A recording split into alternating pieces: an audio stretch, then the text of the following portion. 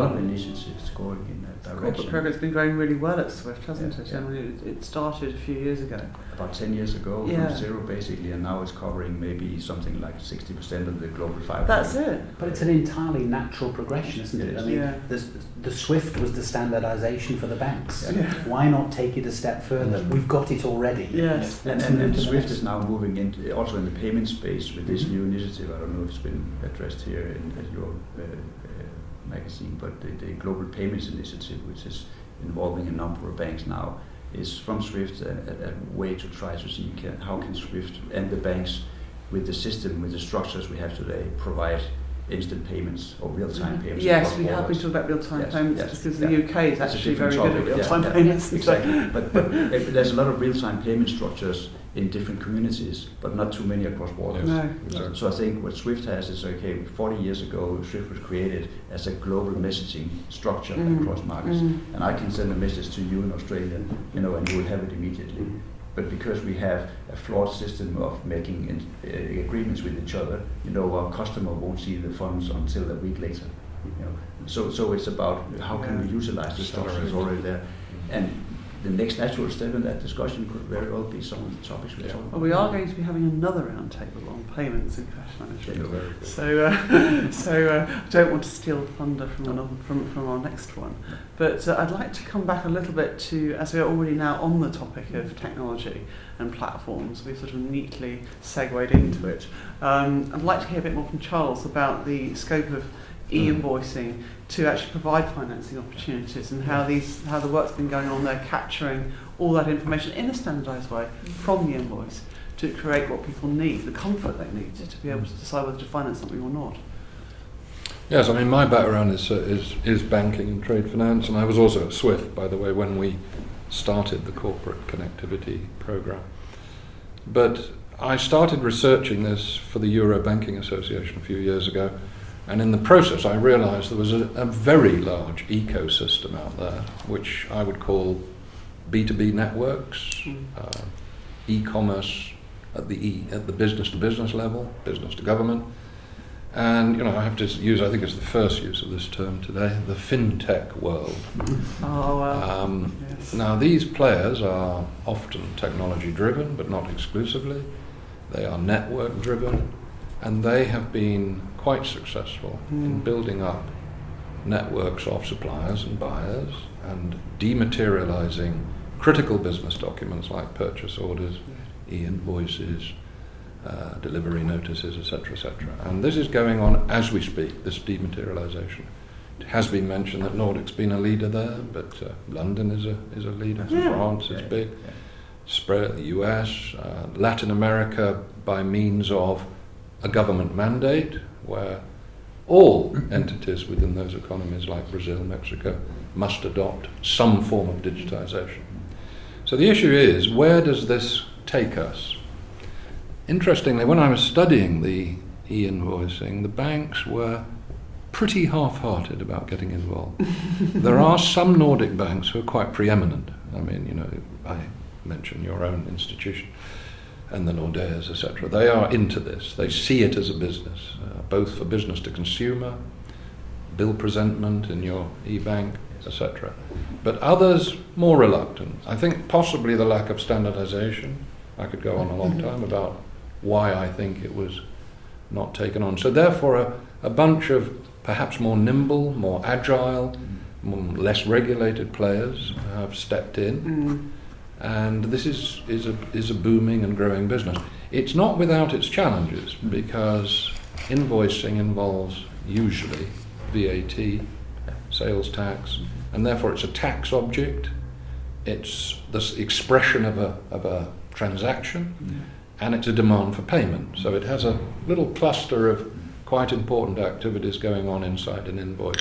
So when you dematerialize them, you have to be very certain, very secure what you're doing, and these networks are very secure, generally speaking. So I think this is an area where the supply chain finance area could get together, and we mentioned partnerships earlier, with these sort of players. Of course, the players themselves are very likely to offer disruptive solutions quote unquote.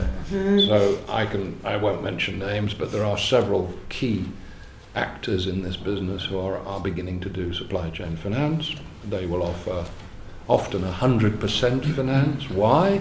Because they probably got the approval for payment message out of the buyer. It accelerates the entire environment. And also for the bank environment, it's actually good news, because the whole predictability and transparency and process efficiency opens your window of opportunity. Instead of the invoice being in paper and, if you like, dead in an in tray for maybe 3 weeks, and therefore unfinanceable potentially, certainly without any knowledge of the fate of the invoice, the acceleration does provide opportunities. So I just wanted to mention that potential for both collaboration and competition. I mean, there are players who will build up and work with funds, work with sources of investment for the funding of these transactions based on electronic invoices. Thanks, Charles. So who's doing this? You are. We are. Tell us about it. Well, maybe just, you mentioned the Nordics being on the forefront of all of this. I think we have to bear in mind that we are small countries. Yeah. Few people. It's the adoption of new technology is probably easier, and we have had a tradition since 15 years, 20 years back. Absolutely. To use electronic ways of communicating with each other. There's a lot of months in the dark as well. Yes. I think. Well, don't go there. That's another discussion. But I think that's one of the reasons why perhaps we're sometimes a little bit ahead of the curve. But yes, we do. The structure that we now have implemented at Danske Bank in our supply chain offering is purely digital. Yeah. So basically, we don't accept physical invoices anymore. We stopped using checks in Denmark, for instance. So the banks are not any longer clearing and accepting checks as a means of payment. Right. So we're moving into the digital world quite rapidly here, this was a decision which we took and debated a long while. Could we really do this? Would we exclude certain customers? But again, with the decision we took also in terms of our market space, it was not a difficult discussion. If we were to offer services in Asia, there probably would be certain markets that would really love to have the digital invoice.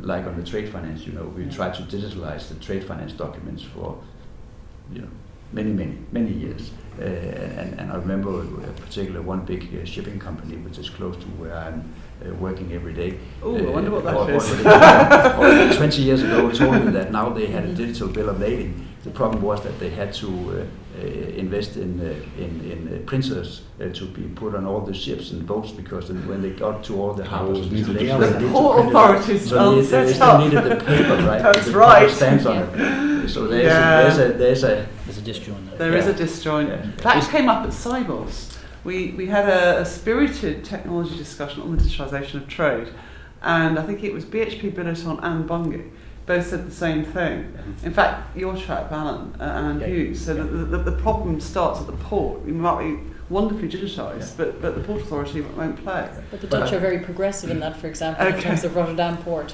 starting with that entire digitisation programme, and then their supply chain for SMEs and mid-size in the Pay Me Now. So there are pockets of real innovation, and the real e-agenda is live. And it's easier in the supply chain, because you have fewer documents. And if you can then couple it also with what you mentioned there about the payment instruction, and then suddenly you have different types of offerings, which if you bundle them in a nice way, actually solves the customer's whole issue here. Well, I think this is it's kind of like a pivotal moment currently with that kind of inflection between cash and trade, but within the banks and from the customers' organizational design. When they look for simplicity and standardization on their cash, when you can then offer that same ISO XML based standardization across trade, which incorporates e-invoicing as well in that format, then you actually get a true SDP, true enriched global standard formula from which you can derive multiple data and analytics for risk assessment. Because if you digitize B2B or trade, you for sure need to start to integrate these products, the cash, the trade finance, the supply chain finance. Whether the banks will embrace the processing of e-invoices, I think, is an open question.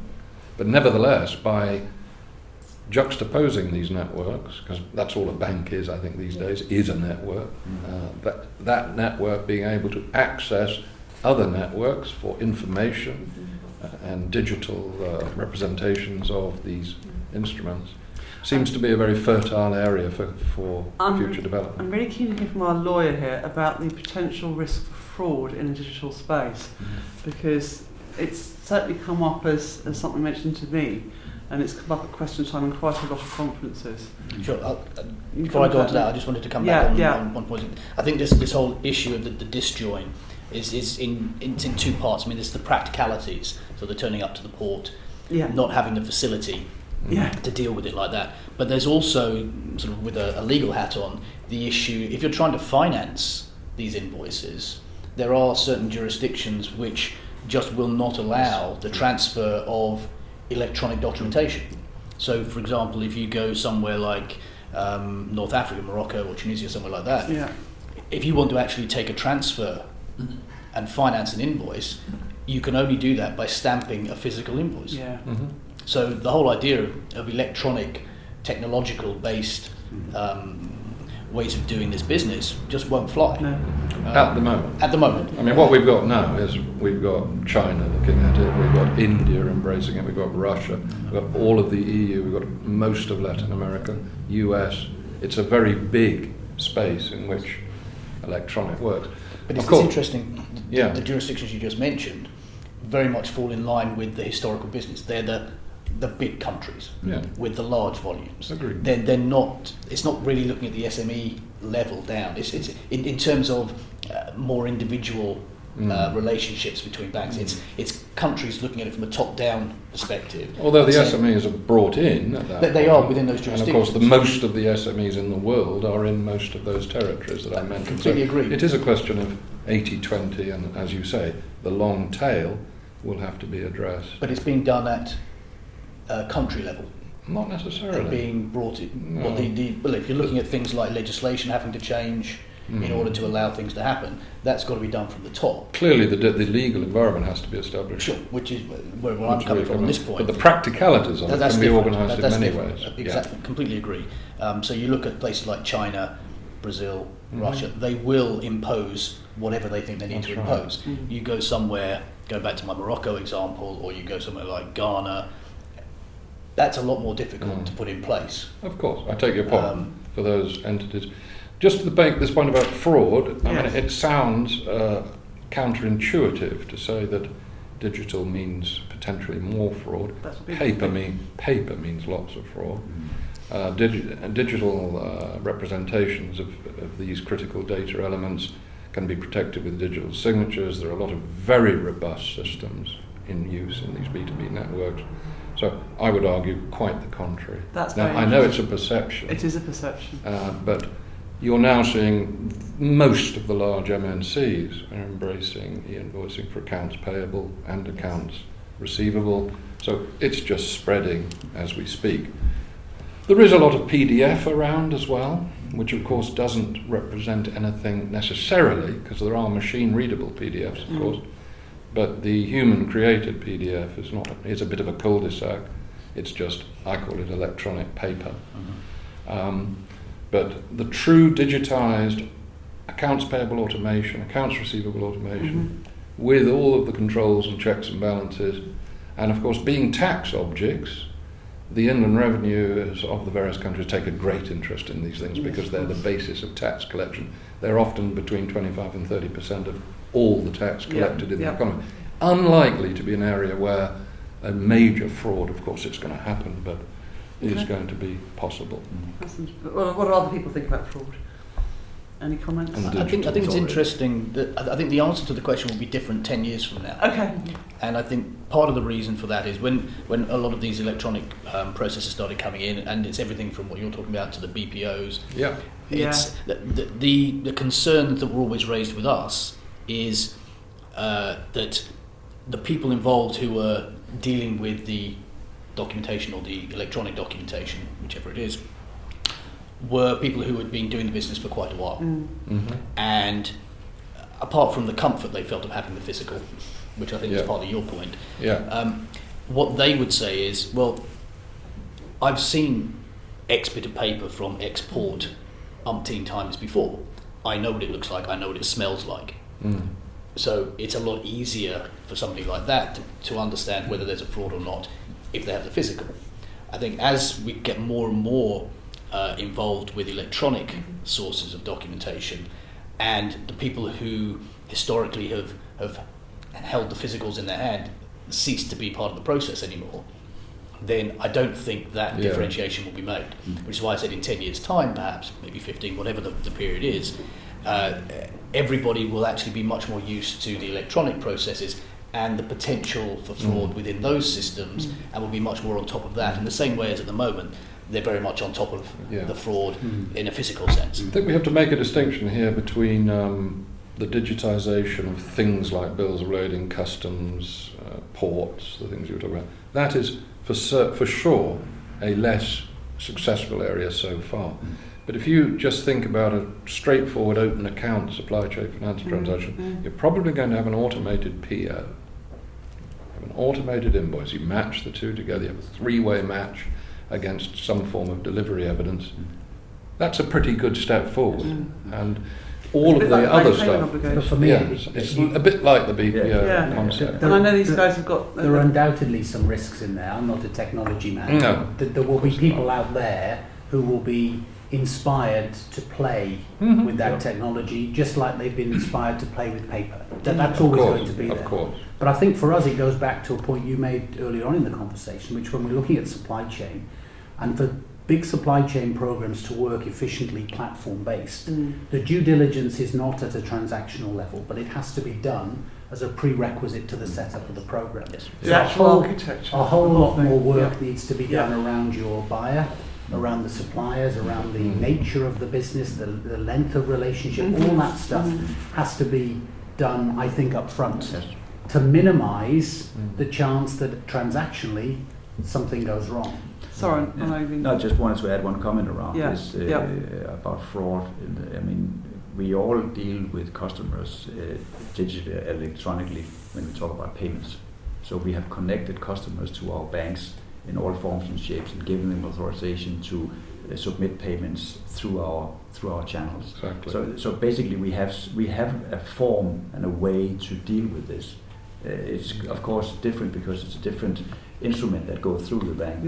But in terms of digital fraud, I wouldn't be too concerned. It's more about what's going on behind in the commercial space, and who are then actually, submitting the files, and what kind of influence would they have in the time between they submit and there's actually payment going to. And also the type of thing that they're funding. I mean, if you're funding a buyer approved, then your concept of fraud has more or less gone away. Or even if it's not buyer led, as long as the buyer has somehow been brought into the structure, then again your risk goes away. It's when it's left undisclosed that the real risk arises. That's right. So your fundamental commercial risks that we've discussed earlier still apply. Yes. But this is a massive cost reduction, which makes a lot of business more viable. Yes. Once it's digitised. I'd like to have a quick mention of the bank payment obligation again before we circle back to some of the government and nationwide initiatives on supply chain finance. A lot of work's gone into the bank payment obligation. I remember going to ICC, and that's where I used to first meet you. Those ICC meetings in Paris where all those case studies came up. Where is the BPO in all of this? Is it just one of a number of options, or is it gone a bit cold, or what? There's a TSU at SWIFT available for banks if they are connected to it. There is rules by ICC that governs the whole area. Great structure. There's around 55 banks, I think, that have declared that they are now ready, that can actually deal with this. And there's about the same number of corporates that have actually transacted in that space. So in the scheme of, what did you say, 2 billion euros or trillion or whatever, in the big scope of things, it's very, very small. Will it pick up? Will it be? It's difficult to say. When I talk to customers in our markets, they look at me and say, yeah, they heard about it. Yeah. They will talk about something else. Yeah. We don't see, No. indeed, in our even. You were We were pioneers. a pilot. You really Yeah. were. Well, There are some but very we- passionate believers in Vivo because it does play to these points we said before about Yeah. the four-corner That's model. right. There is a robust legal structure. There is performance technology. Yes. Perhaps people want to make it do too much, as I mentioned before. PO, invoice, it's a good start. Yeah. Matching but those. peel away all the labels and then look at what What it it is. does. Mm. And that's what we talked about here, I guess. That's So it's the about companies, applying, a solution to the issues that our customers But have, then be it BPO yeah. or be it an efficient supply chain offering. That probably needs to be rethought by the industry. Swift is an enabler. It hasn't kicked off perhaps the way No. we thought it might. No, Mm. I thought not. We've done some. I think horses for courses. Yeah. It works in some flows quite effectively. Yes. It's not a solution for everybody. No. No. Has it got a future linked in with the eDoc solution, which is something we've done together Yes. with some of our clients Yes. in Asia? Yes, I saw that. Yes, that may be a potential, but Yeah. it's just one of. It's one a of series those. of It's one solutions. framework. And I think as we go forward with the technology, there'll be more and more new opportunities coming along, and the options will just increase. Okay. I think it's a little bit like I think you, Clarissa, said about fintechs and how do we work. I mean, we work with fintechs because we can't do everything on our own. No, And I think it's also when you partnering. look at the palette that you offer customers, you do have to have different Yes. things available. And then, as you say, some will pick this one because it suits their needs, and others will go there. Absolutely. The requirement is on the bank to have an open architecture by which Yes. it can integrate to any third party That's or niche it. provider platform Because that- to enable Exactly. the exchange of data, exchange of value, and in a secure environment.